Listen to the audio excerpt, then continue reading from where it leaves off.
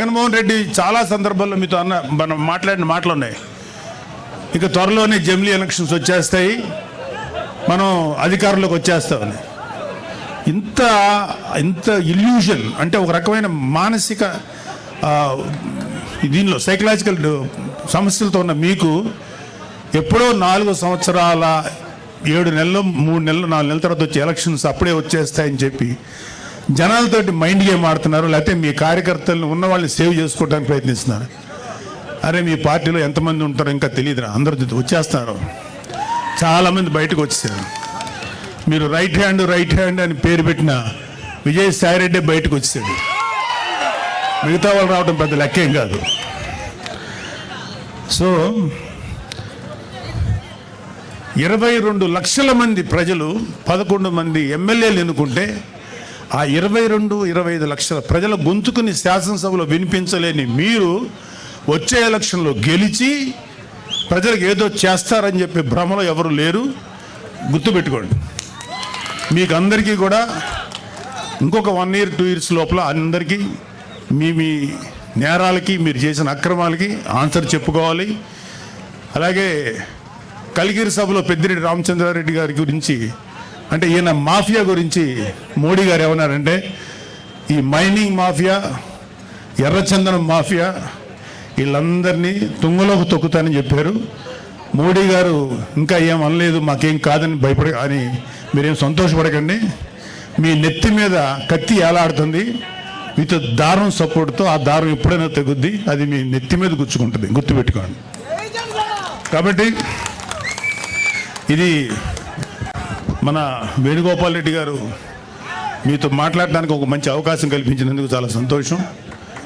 So Pawan Kalyan లాంటి నాయకుడు నాయకత్వంలో పనిచేస్తున్నందుకు మా అందరికీ చాలా గర్వంగా ఉంది.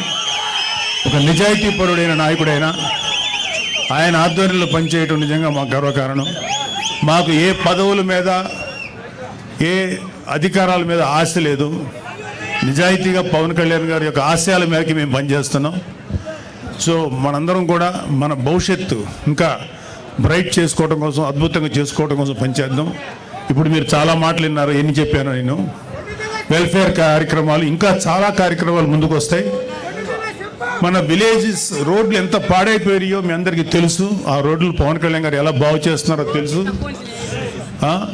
ఒక గోకులాలు 400 కూడా నిర్మించలేదు. ఒక 5 ఏళ్లలో వచ్చిన 6 నెలల లోపల దాదాపు 11,000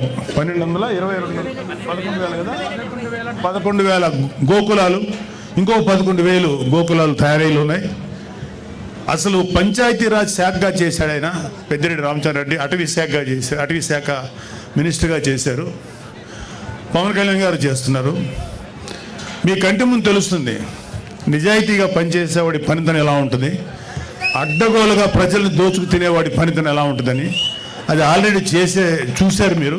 ఇలాంటి పెద్దిరెడ్డి రామచంద్రారెడ్డి లాంటి అక్రమంగా పనిచేసే ఈ యొక్క నాయకుల పరిపాలన, ఇవాళ పవన్ కళ్యాణ్ గారు లాంటి నిజాయితీ పరుడి యొక్క పరిపాలన ఎలా ఉంటుంది మీరందరూ కళ్ళతో చూస్తున్నారు. ఇంకా అద్భుతమైనటువంటి పరిపాలన అందిస్తారు ఈ కూటమి ప్రభుత్వం.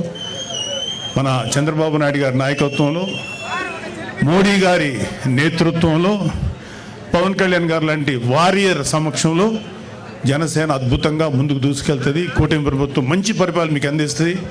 మీరందరూ సుఖ సంతోషాలతో ఉండాలి. రాబోయే 15 సంవత్సరాలు జనసేన, టీడీపీ, బీజేపీ కూటమి పనిచేస్తుంది. వైసీపీ వాళ్ళని ఇంకొక 15-16 సంవత్సరాల పాటు 10 సీట్లకు మించకుండా రాకుండా చూసుకునే బాధ్యత మా అందరి మీద ఉంది. జై జనసేన, జై హింద్. Thank you sir.